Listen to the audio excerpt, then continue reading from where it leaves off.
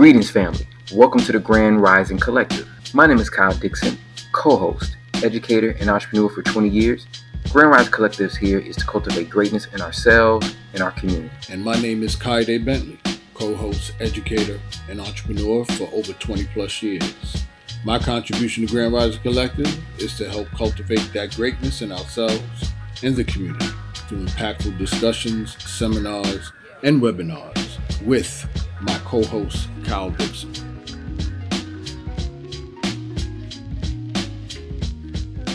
Greetings, family. This is Kyle Dixon here for another episode of the Grand Rise Collective with myself and co-host, partner in podcast, Kayode Bentley. Say what's up to the people, Kyle. What's up, people? How you doing? I'm happy to be here as usual. We got some nice, we're doing our best in, this topic on relationships. So I'm excited to hear what we talk about. Indeed. So our relationship series, you all, this is the third installment. We have our guest here, our wonderful guest, Nashana Holmes, soon to be Dr. Holmes, right? All right. The doctor's in the house, y'all. All right. So with this relationship series, you all, we want to talk about certain things that we've talked about amongst ourselves and also in the large scale community. Relationships is a huge thing.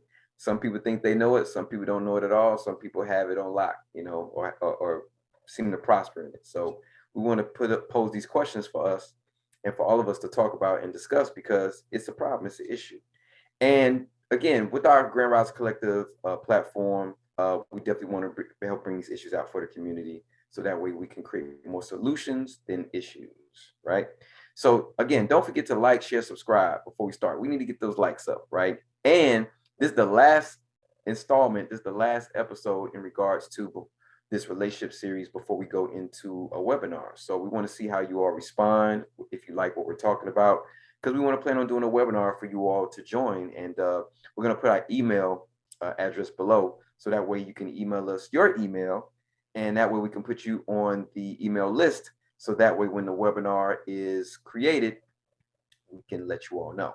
But again, it's based on, your feedback and your questions that you have about relationships. Now, we don't claim to be experts, right? We're not saying that, but we definitely have a little more insight than the average person in regard to that.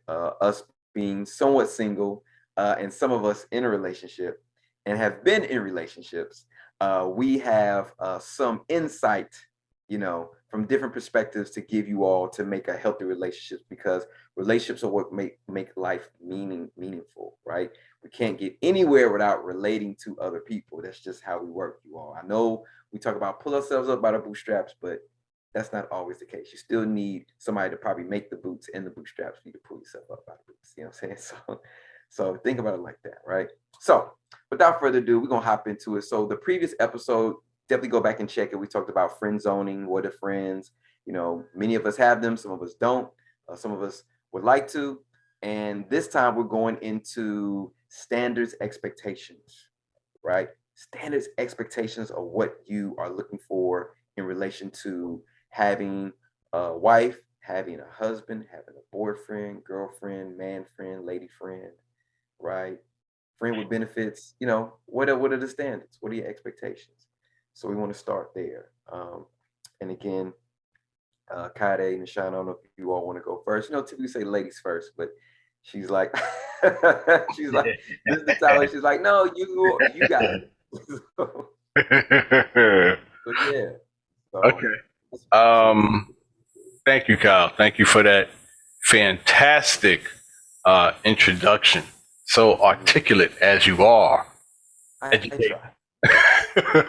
All right. So in our last discussions, I don't need to apologize, but I just want to put it out there. I apologize to an extent from bringing in so many, because there's so many levels to relationships. I want to make sure that that's clear.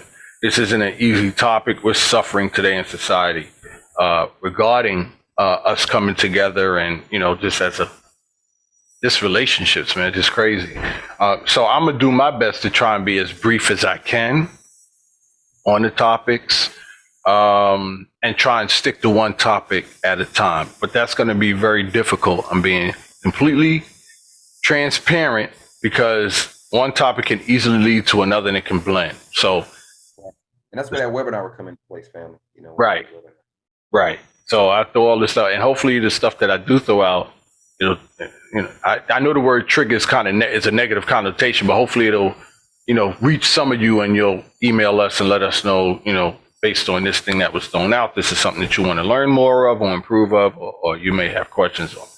So in regards to the topic, standards and expectations, my topic, I have a couple of them that I wanted to talk about, and I'm trying to tie it into, before I even jump on the topic, I'll just go into standards and expectations. And I'll make it personal, not theoretical. So I don't think I had standards. And this is why I think the webinars are going to be so important, because there was no course taught on relationships for me growing up, right? The only exposure that I had to relationships was, my mom and my dad. And because my parents separated when I was 3, the only example that I have of a relationship was just seeing my mother. So I really had no basis of what to expect in a relationship. And I had no guideline by which to follow into what standards are, how to set standards in terms of relationships. I was thoroughly trained in school. I knew I had to go to school. I knew that was a standard. I knew that. I knew I better get good grades. I know that was a standard. I know my parents expected me to do good. I knew those were established standards and expectations in that realm. But relationships, I didn't know. I don't want to get too graphic. But in terms of relationships, I think my first, and I'm going to try and keep this real brief, and I'm just trying to cover as much as I can. Once puberty hit, you knew there was something going on with your body, but you didn't know how it related to the other sex, right? So we were young growing up. Matter of fact, it's so funny. I remember I was in kindergarten, and parents take pictures of you in kindergarten. There was this girl that liked me. And I just remember the picture in my head. I seen it in the photo album, and I was like, ew. I didn't like, I didn't know about it. I was a little kid. I don't know, kindergarten. And then you hit each other. Girls hit the boys, and that whole thing. Yeah, but still, there was no one taught us about relationships. No one taught us about standards. No one taught us about that stuff. You just had to learn as you went along. So, so as I got older and puberty started to hit, I had a crush on a girl in church, and Lord have mercy. So she said she liked me. Oh, that's too deep. Let me just keep it here. Yeah. So standard, I think. I was just hoping that next part of the story was going to be under the staircase. All right, so I'll tell you. So my first experience with the first girlfriend as a guy, right? So I'm a boy, and this is coming from my perspective, okay? So my perspective is different in regards to my rearing. Single family home, my mom, right? That whole thing. And to be honest, pretty sheltered, right? So it was a church girl, by the way, too. PK, a preacher's kid. Just to put that out. So she had a crush on me. She liked me, and I thought, this is she had a crush on me. I thought we liked each other. She said she liked me or what have you. Anyway, and this is my first crush. This is my first girlfriend. This is the first time I'm thinking of, again, there's no book on this, right? We weren't taught about this. So I'm just going along with the flow, So anyway, the highlight of it is she invited, her parents allowed her to invite this guy over. They were not boyfriend and girlfriend. From what I understood, she liked me and I liked her. I visited the house. The pastor liked me, right? Her father, right? liked me. She invited me over to the house. So had picked me up because she had an older brother. We went to the movies together. We did a little double date. It was so cute. Whatever. Long story short, after I thought this was inclusive, we had an infamous phone call. I don't know, a month later, whatever. And she said she has to tell me something. You talk about standards and expectations. I had no standards and I had no expectations. So she calls me up. She said she has to tell me something. I'm like, what's going on? Blah, blah, blah. She said, my dad allowed me to have a friend over. Right? So right now I'm like, well, what is he, a cousin? Is he like, no, but I have to tell you something. That's how women do this. I have to tell you something. So I'm like, she beats around the bush. We finally get to it. So she tells me this is how it played out. So we were playing a game, and it was a truth or dare. And one thing led to another, and I took my blouse off. He took his shirt off. Truth or dare. I took he lost, so he had to take his pants off. I lost, I had to take my pants off. And you know where it's going from that. And right. then it happened. That's how she said it. It happened. I'm like, what? Joe, you die. And she's like, yeah, it happened. I'm so sorry. Whatever. And it's funny because I didn't know how to process that at that age. Because I was a virgin. I never had sex before. So this was her first experience. And as a young lady, I guess it was new to her as well. She couldn't tell her parents, right? I'm not sure if she told her girlfriend. I think she said she told her girlfriend, what have you. But that was my first experience, or my introduction to relationships. Where there's this girl that I like. We're in church. I'm being taught about no sex before marriage. I'm thinking this is a church girl, pastor's kid. I'm going to try and do the right thing because, first of all, her dad is in the home. So, you know what I'm saying? I live with my mom. I'm young. I don't, you get what I'm saying. So when I heard that news, it crushed me. I'm like, yo, what the freak? It just threw my whole world out. So again, but because we were in church and we went to church together, it was kind of awkward when we got there. And at that point, it was like, nah, I don't like you no more.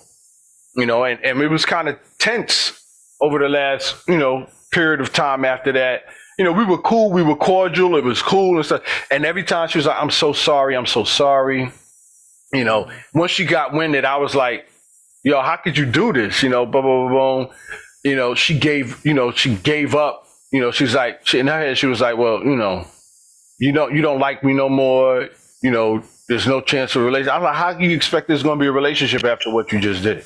How can you expect this to be? You just had sex with her. I know, but it was a game, and one thing led to another, and it just happened. And I was like, well, you take your just happened self someplace else, because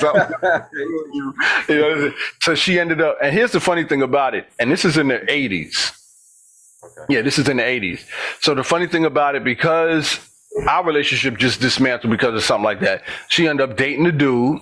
And in fact, what's so interesting about it is they did it again, right? Because now I don't mean to be disrespectful, Nashana. So I'm not trying to, but he popped her cherry, as they called it. I'm just keeping it real, transparent. He popped the cherry. So now, the pain is over, right? Because now, you remember that young lady, and this is where that pair bonding comes in. They end up doing it again. And one thing led to another, and she ended up pregnant. So he got her pregnant, and they had a child, and she had a child. I think she was a teenage mother. She had a child of like 19, 20. The good thing about it, to an extent, they stayed together for a few years. Eventually, they broke up. They weren't married. This was a child out of wedlock, preacher's kid, or what have you. And so Yeah, I guess I had with the topic standards and expectations. My expectations was crushed because I thought this was a preacher's kid. I thought this was going to be a relationship. I thought we were going to do this the right way. So my expectations were crushed in accordance to your topic, and whether I realized it or not, my standards were established by feeling hurt, by being what's the word? When people are married and the person cheats on them. Infidelity or something? Yeah, like kind of infidelity, but in regards to standards, I had an internal standard where I was not abused, but not taken advantage of, but cheated on. I guess that's the best way. So my standard, I knew being cheated on wasn't good. I wasn't going to tolerate that. So my standard was, you know what? I looked at her differently at that point. There was no sense in going further. We went to the same church, so we were cordial about it, what have you. But and yeah, that's that. So toxic femininity. Yes. Okay. All right, family. So that's a definitely a scenario that I think that some people more than would like to admit have been through in some ways. And again, like you said, there was no book, so there's no book for her. There's no book for the other guy as well. So you got caught up in it. Y'all all got caught up in this scenario. I mean, Nashana, like, what do you think about that as far as like from that young sister's point of view? Because she's the one having the choice to choose between, and she's young too. So, and she's virile and has sexual tension, just like these guys. Like, I don't think people talk about that enough about the sexual nature of women. I really don't, like, because it's not just I mean, it affects all of us, but we, depending on who you are and possibly what gender you are as well, it affects you differently. So I know a lot of time men struggle with that. Women actually have a sexual nature, like they don't, like, that's hard for them to wrap their brain around. They're like, women, have those desires too. They're like, yeah, like, it just doesn't show it as much. But again, I'm coming from a male perspective, family. I'm just, this is what I'm hearing. This is what I'm learning, so called. But Dr. Holmes, how do you feel about this? No, Dr. Holmes. Yeah. Dr. Holmes was trying to make it, okay? Yeah. Wow, that story is I'm quite sure is very familiar. The crazy thing about it is that I guess we assume automatically because of going back to Kodai's situation, you just assume because of the makeup, right? Preacher's kid, mom, dad, there's certain standards that exist just from the title alone. And me being in church all my life, that's all I know. I see that people sometimes don't uphold those titles. So sometimes it's maybe not. And this is as we get older, you start to realize it. To assume, we assume, right, that preacher's daughter would know better. We assume that she's being taught certain standards. We assume, and not to say the assumption is wrong, because you should assume that, like, you're pastoring a whole a whole flock of people that's listening to your words. But majority of the time, that doesn't mean that that child or those children have a set of standards and expectations that we think that they should have. There's this cliche or this stereo thing, especially when you talk about preacher kids. They usually say, well, those are the wildest kids. Right. And I always used to look when I was young, like, that just made no sense. Now, I'm not a preacher's kid, so I can't talk from that lens. But just for observations, you have to pay attention to what's going on as far as like the standards and expectations. Do they really exist? And I think the church as a whole is really digging into that more as things start to unfold and you start to be these scandals come out. You're like, what the heck is happening, right? What's going on? So to go back to Kodai's example, that's not unheard of. Like, it's just really, and I don't even think it is as deep as like femininity and wanting to sow your oaks. I don't even think it's that deep. I just think that there's just as I think it goes back to decision making. Like sometimes we're not taught to make good decisions, and those affects our standards and those affects our expectations. And we assume that in certain positions or certain titles that people should act a certain way, but that's not always true. Like, we see on Sunday what's going on. We don't know Monday through Saturday. Mm. We have no idea. We have no idea. And I know that's so bad to say, but we have to go back to human nature, right? Humans know how to put on a front, and we know how to. They like to call it code switch, right? We know Mhm. how to code switch, in front of different audiences. So that may I don't know, like, and that always blows my mind coming from a single parent household as well. Yeah. To see someone comes from a two parent household behave in a manner that you just be like, that makes no sense. But then as you get older, you start to pay attention. There are things that go on that children witness, and children are sponges, okay? And Yes. children are quick to call people hypocrites, okay? So that you really have to, especially I think in the church, when you pay attention to young people, you really have to pay attention to that young person who's just wilding out. There's a reason. There's a reason behind it, that I think gets overlooked because the title exists. You know, Mhm. so the young lady, she probably had a mother and father, a preacher, or whatever, but that doesn't mean that her standards aligned with what they were teaching. Oh, that sounds bad, but we Ooh. assume that it does, but it doesn't. We all have to. I know for me in my personal walk, I became serious in my 20s, and I grew up in church. So you have to have that personal experience for yourself. And sometimes young people don't, they don't have the experience. So then they start to act out. But we cannot assume just because we didn't have a father, two parents, that we lacked. I'm starting to notice that there's some protection that went on. Because there's some crazy stuff that goes on in households. And it's crazy because we do build our standards based on that. As you were talking, I was thinking about like some of the things and experiences you do. Um, Now, is that good? I don't know. I guess as we get older, we start to, decipher that. Maybe when we're younger, it's we don't have that brain power to do that, Mhm. or like you said, we don't have anyone teaching us, this is unhealthy, this is healthy, we just bumping into it and be like, oh, you get in your Right. your 40s, you be like, that's unhealthy, that's not healthy. So maybe that's a lot of the reason why our standards and expectations, but I think they grow, and they change, as you grow and as you change.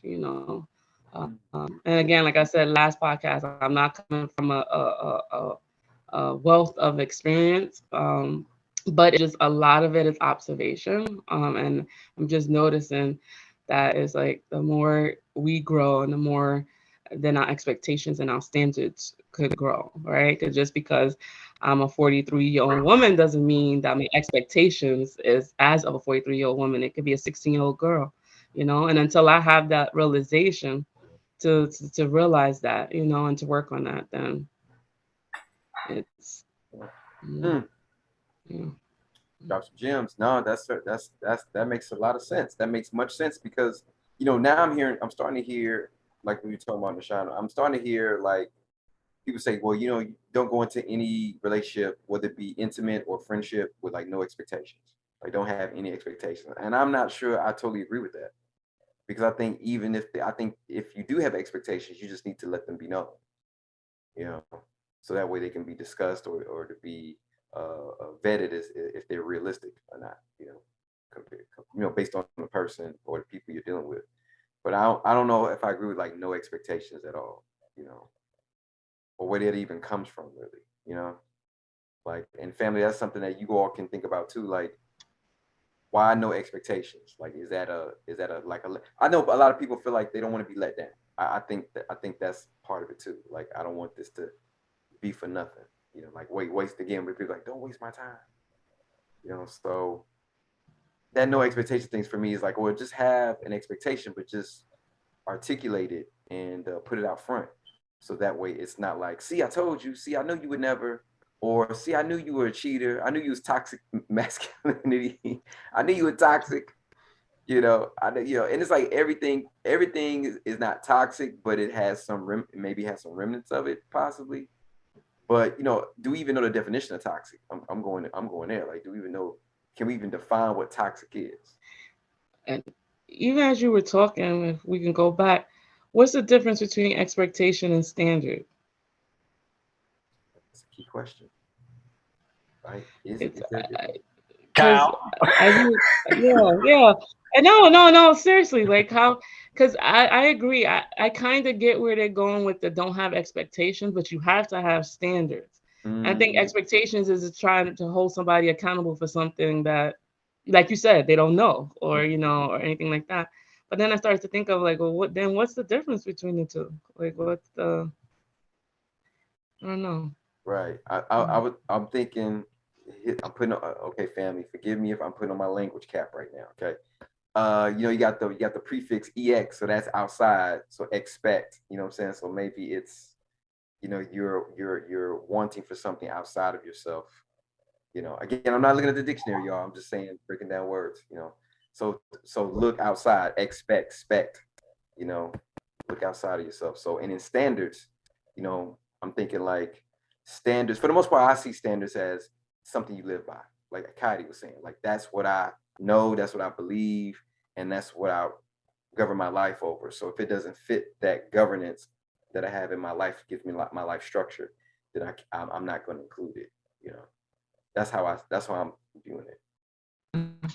Yeah, so that makes perfect sense. So then I kind of agree with the expectations part, because um expectations is situational, right? It's not something that um can be black and white in every situation, right? So I can have certain expectations in one relationship, right, at work or something like that, right, and a different expectation maybe from family and friends, right?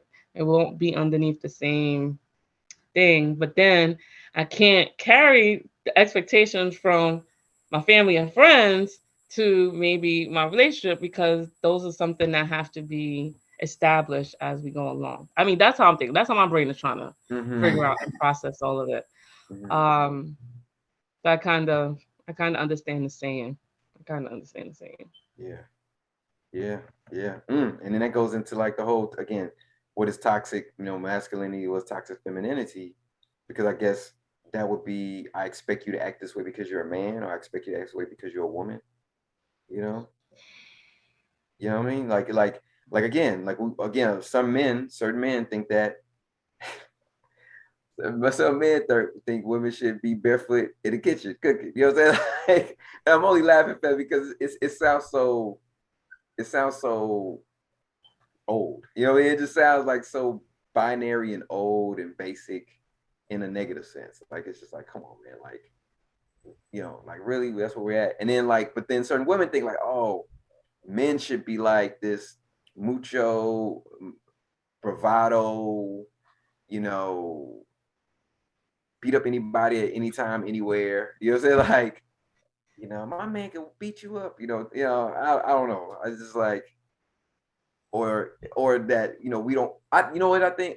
Here's one thing that I noticed, that in regard to certain women, they think men don't think things through. Like, they don't think that we think about certain things in a certain level of detail. But like, we do. That if that's a spoiler alert. Like, that's, men observe women very much. Like, I don't know if I can't say because I'm not a woman, but I can't say you all do that. But we watch you all and observe you all very much, whether you know it or not. We watch, like, not just like your physical attributes, but like what you do, who you're with, where you go. And it's not to sound creep. I mean, people take it as a creep, that once it becomes abusive and predatory. But to be honest, men observe women very much.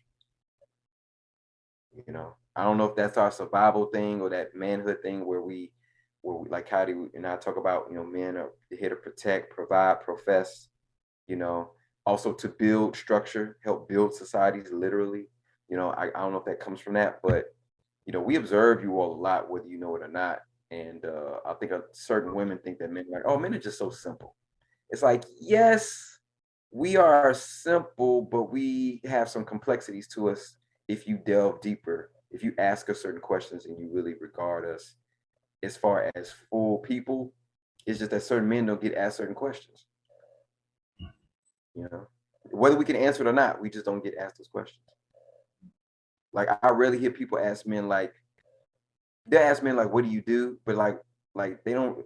Women don't ask men like, "What are you really passionate about?" Or what are some things that you felt were done to you that caused you to be who you are? Like these kind of like more in-depth questions. A lot of men don't get those questions from women. They get like, "Oh, what do you do? What do you drive? You know, yeah, what do you eat?" Like very basic type of questions. You know, Surface question. very surface, yeah. And men do it to women too, but like men, we get the basics, surface stuff.